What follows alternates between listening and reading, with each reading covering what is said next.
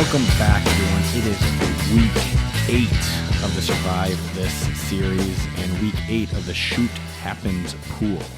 Yours truly, Matt and I, are out. You know, they don't give us free mulligans. Trevor, currently playing volleyball, he is not on the call tonight. The only guy that we can rely on when it comes to being in the pool ditched us. I think it's a shame. I know. I think this takes a little precedence over some volleyball, but we'll let it slide this week. And then the other special guest that I will not tell you who it is, but he'll probably give it away, also had volleyball this evening. So I was like, well, okay, later. So it's just us two. You're stuck with me, Matt. That's all right. That's fine. You know, we might be out, but we still have a lot of love to give. We do have a lot of love to give. We're going to jump right into a Week 7 recap. Giants versus the Broncos, ending in Game of the Year potential. 33 unanswered points in the fourth quarter. Pretty unreal. Sorry, Kenny. Yeah, that was an insane game. I remember getting a lot of the highlights. I had it as part of the 4-box for most of the day, but honestly, I was much more focused on some of the other afternoon games that were going on because I don't have anybody that plays in those games on fantasy, so I don't really pay attention to them that much. And watching the Giants come out to that commanding lead, I just thought, oh no, here's going to be the narratives again about Denver can't finish, their defense is overrated, Bo Nix, what a problem, Sean Payton should be on the hot seat. And lo and behold, they come back and score 33 points in one quarter to beat the Giants. Most ever in a fourth quarter after not scoring at all the entire game. Unreal. So who should feel worse? Real quick, the Broncos? No. Well, the Broncos can't feel worse. They sucked in the first 3 quarters. They won. Yeah, they won. Giants, man. What happened? Honestly, I think they just played conservative. They got up by so much. And look, a lot of teams do this. A lot of teams do this where they back off. You can even say that about the Chicago-New Orleans game. Chicago went up by quite a few scores, then by the end of it, New Orleans ended up coming back just a little bit. Not enough to cover the spread. Nice job, guys. But they just decided we're going to back off. And I don't know if you saw any of the reports around what Brian Daboll, the Giants head coach, was doing afterwards, but apparently he broke some furniture in the locker room and was shouting at a lot of people. And I bet the defense is turning on the defensive coordinator, and no one is acknowledging the kicker. And, you know, it's just happy times for the Giants. Jeez. Do you think the Giants found their franchise quarterback in Dart, though? In all honesty, I mean, he's been playing pretty well. He's definitely the most competent out of the rookie quarterbacks this year. That is an absolute with how bad Cam Ward has played and the fact that Shedeur can't even get on the field and Dylan Gabriel just needs to hand the ball off. I mean, it's definitely apparent that he's going to be the best out of them. But man, do the Giants just have so many other problems to deal with? Like they just have so many problems. But I think if you get the right head coach in there and you start building around it, use some of these, you know, higher draft picks that you're going to end up having, maybe they can be a fringe contender in the next year or two. We'll see. Before Sunday, teams leading by 18 points or more with 6 minutes left in the game were 1,602. You heard that right. 1,602 and 0. This is Kenny's wellness. This is Kenny's wellness check. We'll see if he tunes in and see what that email looks like tomorrow. Let's jump into the next topic. Cowboys put a smackdown on the Commanders. Man, the Commanders look bad. Jayden Daniels is having a sophomore slump. A lot of people are hurt. I don't think that matters. Man, they can't do anything. They are like offensiveless. It's unreal. It's crazy. Yeah, it was. I mean, it was a sad game to watch. Again, I had it as part of the 4-box, and I have CeeDee Lamb, so I'm invested from that point of view. And he had a 74-yard touchdown, which was absolutely lovely. But the Commanders, man, that is just a light switch of a team where, honestly, the light switch extends to last year to this year, where offensively you thought maybe this was a top 5 group. Defense, they weren't any slouches, but they were not the greatest in the world. And now this year, it's just they are so grossly incompetent on both sides of the ball. And Jayden suffers another injury. It looks like it's not going to be anything long term, which is great. But no. You give up 409 yards of offense to your division opponent, and you can't move the ball on the Dallas Cowboys, who are like bottom in the leagues of like every statistical category for defense. Yeah. This is Baltimore's having year from hell as far as like how the team's health is doing and the record and everything like that. But Washington is definitely that version for the NFC. Yeah, I would agree. Came out that Jayden has a possible hamstring injury. It is on the opposite leg that his knee injury was on. Oh, good. You guys know hamstring injuries with Jefferson and hamstring injuries just around the league. Hopefully it's nothing too serious and it doesn't take too long, but man, a lot of the hamstring injuries it's 2 to 3 weeks for some reason, which we'll see. We got a week 12 bye. We have Kansas City, and then we have someone, and then we have the Seahawks. So not the easiest games before we head to Spain to play the beat up Dolphins, or the non-existent Dolphins. So maybe we get a win in Spain and then we go on our bye and then we see what happens. But the end of the year for them also sucks. It goes Eagles, Dallas, Eagles. So we might be thrown in the rag there. Real quick question here for you, because so this was the same thing with the Vikings when they went to London, and now actually with the Jags. The Jags have a bye week this week. Yeah, they went to London last week. Commanders, they're going to have their bye week after they go to Spain. Would you consider just staying there for your bye week? Yeah, that's a really good question. You know what I mean? Like question. A lot of, I don't know how many of these guys actually like go on a vacation. That seems like it would be really distracting to do that. It seems like you would be more interested in being around your family members or something like that. But gotta be honest, if I played a game in Spain or Germany or Brazil or something like that, and I had a bye week coming up, I would probably just stay. Yeah, stay and hang out for a while. That's not a bad idea. I don't think the league or the team has too many rules on what they're allowed to do, as long as they're meeting, like they're coming to the meetings and coming to the games and coming to the practices. So they probably could, honestly. They can do whatever they want. Look at Travis Kelce last week on his bye week. He went to 4 countries with frickin' Taylor Swift. I mean, just imagine this. Like you play in Jacksonville all year long, and then you get across the pond to go to London. And then your thought process is, well, I have my bye week coming up, so I have a whole week off.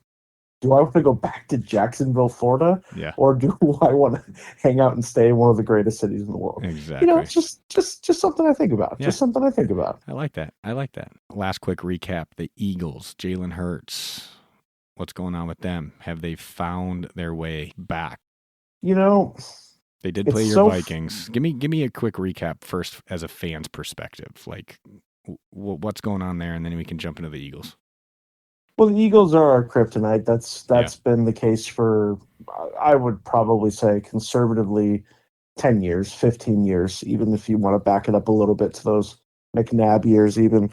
And you always know that it's probably not going to go that well. You just really pray that they don't get embarrassed. And I would not call the loss on Sunday to the Eagles even in a top 10 embarrassing loss to them. Mm-hmm. Because they did fight a little bit. But the frustrating part to this is, and I think I said this last week on the Survive This pod, or maybe I said it during the long form that is coming out next week, but you watch the Eagles play and they stink and you're frustrated by them. And you don't understand why they aren't doing all of these things. And you go back and you look at the Super Bowl and you're like, Jalen Hurts could do no wrong. They're throwing the ball all over the place. Saquon is running all over the place. A.J. Brown is a borderline all-pro. To have the best offensive line in the NFL. What in the world is going on with this team? And then, against the Vikings, which they're a solid defense against the pass. They only allow 184 yards per game, which is 7th best. Yeah. And Philly only averages 198 yards per game passing, which is 11th worst in the NFL. And Jalen Hurts has only 4 incompletions for 326 yards and 3 touchdowns. He does not run the ball well. He rushed for -10 yards. He roasted them with his arm, which is not something Devonta Smith and A.J. Brown combined for 13 catches for 204 yards and 3 touchdowns. This is just one that I was watching in complete disbelief of.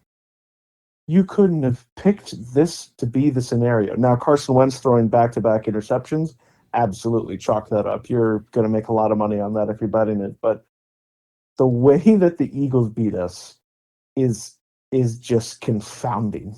It is so frustrating and so ridiculous from a team that we have a good secondary. We have Brian Flores, who I would say is the best defensive coordinator in the NFL. Yeah. And we lay an egg like that at home. It's just very disappointing. What'd the final score end up being? It was like 28-22 or something like that. Some kind of a stupid score. It didn't look so bad on the score sheet, but stat wise, they got wrecked. It's like we held Saquon. Like the part that I was extremely worried about was Philly's rushing attack against us. But again, for 3 weeks in a row now, they have completely abandoned any plans to run the ball. Yeah. Even to the point where we might have figured out the tush push. I don't know if you saw the guy that was flanked right next to the center, which is, I guess, successful, but not really successful because they still did just fine with it. They did, but they called a false start on the first one, didn't they? Because they saw like how far the center was over the ball. Wasn't that the whole thing? Why you have someone lay down there so like they can see? Yep, exactly. That's crazy. So it was just a disappointing loss, and just part of the frustration with the season is just looking at the Vikings, not even talking about Philly, is just the inconsistency. You all of a sudden see we have a fantastic pass rush for one game. Yeah. And then completely dissolves and runs away. We have a good run game. Jordan Mason is doing solid. And then it gets to this point where we can't even trust Jordan Mason to run the ball. Carson Wentz throws for 313 yards, but there has to be the back-to-back interceptions. Jordan Addison comes back from suspension and apparently is the number one target in Minnesota and has a bunch of catches, but still does dumb stuff. Like there's just a lot of inconsistency with the Vikings, and I don't think that you can blame JJ McCarthy's apparently not hurt ankle, which everybody is floating now, that he has been a soft bench. Yeah. And I watch Carson Wentz play football. There's no way that JJ McCarthy's getting benched for him. Yeah, sorry. I would agree. Let's jump into some stats for last week. Chiefs with 38.1% of the picks, 32 people total picked them. Patriots were at 19, Bears were at 15, Packers were at 7. I bet those Packers people were sweating that game. And then the Broncos were the next with 5. So Packers pulled one off, Broncos pulled one off. That saved 13 people right there. 49ers with 1, Steelers lost. They had 1 person picked. The rest of the teams have 1 with the Rams, and that was it. So extremely top heavy, and we called it. Chiefs were going to get 80% of people's picks this week if you had them available. Patriots was a really smart pick. We called that. People are really liking this Bears 4-game winning streak, Matt. I don't know what's going on there. The Bears and their 4-game winning streak. They played a bunch of bums. Yeah. They beat the Raiders. They beat the freaking Saints. Come on. They're not. Call me when they play some. They beat the Commanders, who we might be looking at as a team that's picking in the top 10. Like, give me a break. Yeah, I would agree. Let's jump into play some adults. Play some adults. Hey, they should have some adults coming up in their division. We shall see. Let's jump into some quick hits. Rashee Rice. Kansas City stomps Las Vegas 31-0. Is Kansas City back? I think this is it. No, I'm joking. The Raiders suck. Like they're horrible. That's just I mean the Chiefs had 30 first downs in that game and the Raiders had 3. They had 3 first downs. Yeah. That is a level of terrible that I think is going to end up costing Pete Carroll his job by the end of the year. The whole Pete Carroll experience is really not going that well. The Chiefs, they always beat up on the Raiders. I kind of figured this is Rashee Rice's first game back. They got him involved in the offense pretty early. They got him 2 touchdowns and then pretty much cruised the rest of the way. Very, very smart to get him involved early. This shocked me a little bit. Drake Maye sets a single-game passing completion percentage record for New England Patriots, completing 91% of his passes en route of the Tennessee Titans. That's just crazy with Tom Brady being there for so many years. But what's going on with New England, Matt? Look, they beat the Titans, right? Yeah. But shoot, yeah. I do, it's like Kansas City think, and the Raiders. I do think that, we were talking about the Bears 4-game win streak. The Pats are also on a 4-game win streak, and I would definitely say that they have won some more convincing games than the Bears have. Obviously, the Titans are just awful, and you should look at any opportunity to bet against them. But May is now, he's got the 4th best odds to win MVP right now. Dang. Plus 700. And I know you feel differently. I know you got your feelings with Baker and everything like that. So yeah. I don't want to squash that for you, but that's fascinating to me. It's crazy that there's been that much movement on his MVP odds when we're only 7 weeks into the season. Yeah. Well, that's another team. Like if May plays the way he's playing and he carries that team to a extended playoff run, he would need to get pretty damn far. But yeah, that's what the MVP is supposed to be, the most valuable player, and he is that guy right now for New England. Let's talk about the AARP Bowl. Jamar Chase reels in 16 catches for 23 targets. I think Flacco threw 41 times that game. It's so funny because the Steelers, in this past offseason, they signed TJ Watt, which obviously is a great, great deal. Yeah. But they brought in Jalen Ramsey. They shipped off Minkah Fitzpatrick. They have this defense that they've spent $200 million on. And they might be the greatest frauds in all of the NFL right now for defenses. They are allowing 258 passing yards per game. That's second most in the NFL. That's a Mike Tomlin defense right now, allowing that much. It is just shameful to let Joe Flacco and his old ass carve you up like that. Ridiculous, man. But when you got a vet quarterback back there who's been in the league for a while, you give him 2-3 weeks in that offense, he's only going to throw to 3 guys. He's only going to throw to Jamar Chase and Higgins, and then when he needs to, he'll throw to his tight end. That's all he did that whole game, and they couldn't stop it. It was crazy. 5th most yards allowed by the Steelers this year, 374 yards per game. Dang. They're almost allowing 400 yards per game. And remember, all the way back in week 1, the Justin Fields experience was kicked off pretty well when the Jets had that shootout with the Steelers. And I knew from there that something was really, really bad. Yeah. And it is just spiraled. That team is not making playoffs. You did call that. Last quick hitter for you guys. Quinshon Judkins and the Browns smashed the Dolphins. Did we expect anything less? The Dolphins will make anyone in the league look good. What's going on there? Well, I mean, look, Judkins rushed for 84 yards and 3 touchdowns, which is amazing, and definitely think he should be in the running for Rookie of the Year this year. He's just been amazing. I know Ibuka has been great for the Bucs, and Tyler Warren for the Colts has been great, but I really think that this kid is something special at running back. Now, he looks special because he plays against the Dolphins, but still, I think there's just the ineptness of the Dolphins really jumps off the screen to an effect of how do they not tear everything down to the studs after this year and pay Tua to go away and pay Mike McDaniel to go away and just completely restart, because you lost to the freaking Browns 31-6.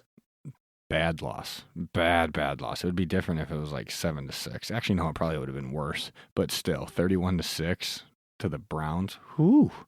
I agree with you. Mike McDaniels, he might be coming to an end. Tua, who knows what's going on with him. Week 8, Thursday night special, October 23rd. What a great date. Vikings versus the Chargers. Thursday night predictions, Matt, since you are a Vikings fan, real quick.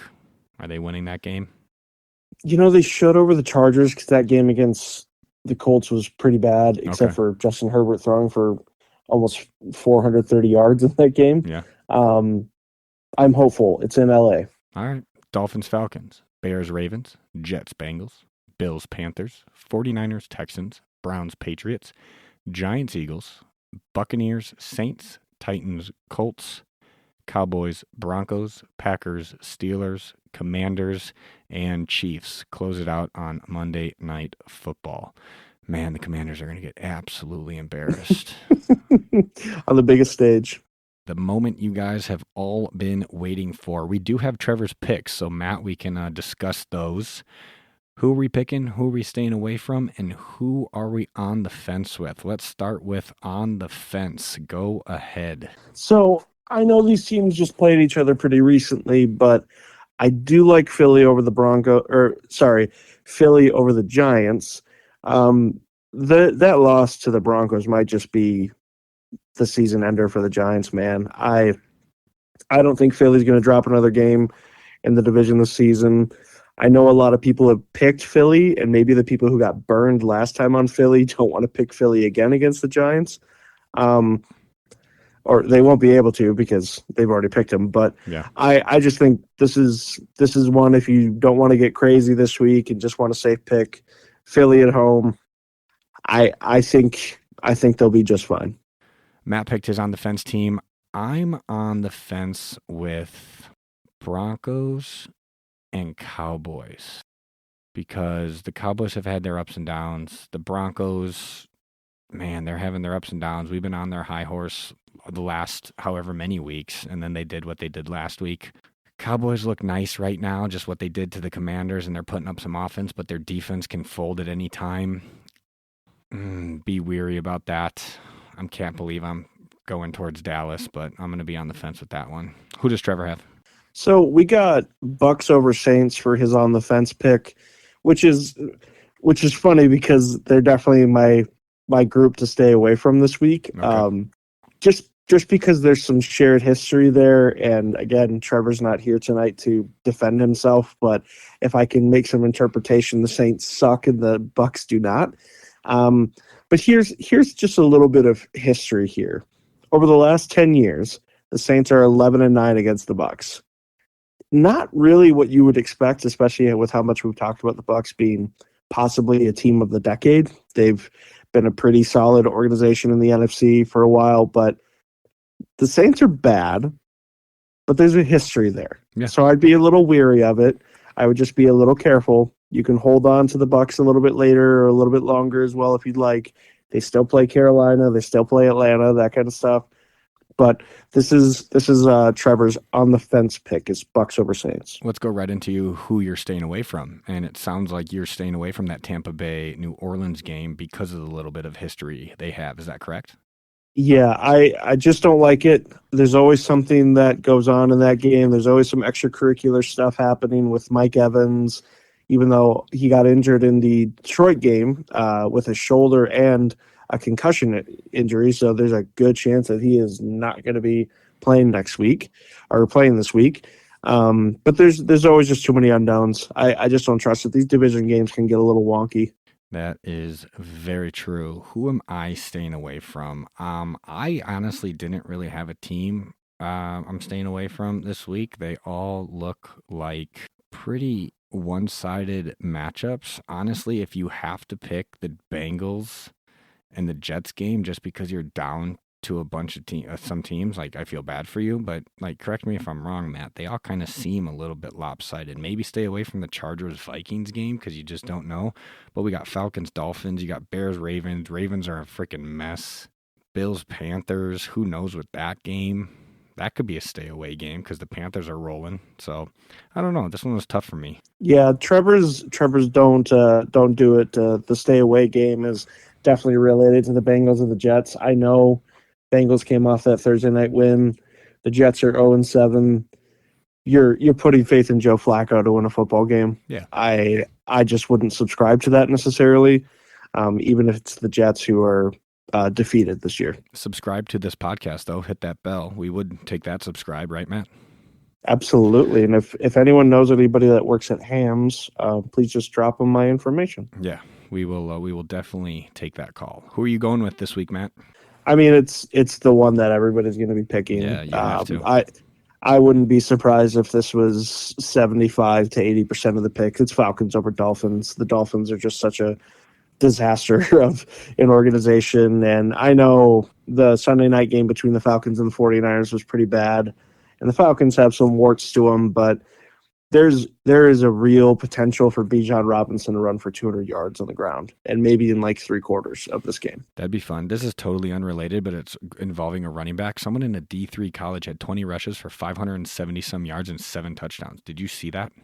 I did see that. And my first question to that would be, if you were on defense, why didn't you just permanently injure that person? 20 rushes I don't want to do the math on that. It's a little late. I can't do math that fast, but that is unreal.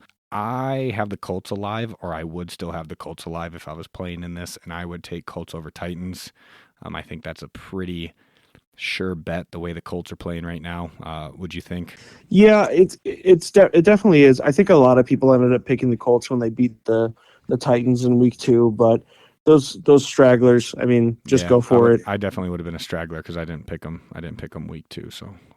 I mean, if you're going to go Colts, if you're going to go Falcons, I feel like you've got an incredibly good shot at this week, and then you can kind of cross them off for the rest of the year, which isn't a bad thing, even though the Colts have been the best team in the AFC all season. For sure. Who does Trevor have? Trevor's got Falcons over Dolphins, too. So, like the rest of the league? Yep. Man, 8 weeks in. Are we halfway yet? We're not halfway. We need one more week. There's 18 weeks in the season. I'm gonna get Kenny on next week. I'm gonna give him a 1 week heads up, and we're gonna get him on because it's an hour later where he resides in the USA. We won't tell you exactly where, but we'll see if he gets on for that midweek or mid-season update. See if we can get him going. You might have to quiz him on some movie trivia, Matt. Yeah, it's probably a good call to have him on not this week and another week. So maybe the Giants don't have a completely disastrous fumble of a game again this week, and maybe they could just be normal so there's no tears on the phone call. Absolutely love it. Thanks for tuning in. We really do appreciate it. Like, comment, subscribe, share, do all those fun things, and we will see you guys next week. Peace.